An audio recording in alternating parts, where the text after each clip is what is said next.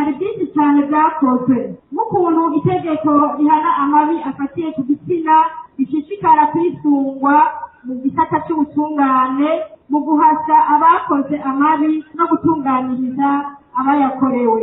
Nubwo hari byinshi byakozwe muri iki gisata kijyanye no kurwanya amabi akorerwa abakenyezi n'abigeme, ibyo gukora biracyari byinshi. Ibitigiri bigenda biraduga umwaka ku mwaka. Zimwe mu mvo zibituma akaba ari nk'izi zikurikira: ihindagurika ry'amayeri akoreshwa n'abayakora bijyanye n'ibihe tugezemo n'aho tuba, imyifato itari kimenyerewe, ikoreshwa nabi y'ubuhinga bwa none, bigatuma haba abantu bamwe bamwe barungikiranira inkuru zibakaburira mu ngeso mbi, harimo no gukorera amabi abakenyezi n'abigeme. Bituma twiyemeje kwama tugira amasuzuma y'ibikorwa dukora, gutyo tubone kwama duhindura imikenyuro yo kurwanya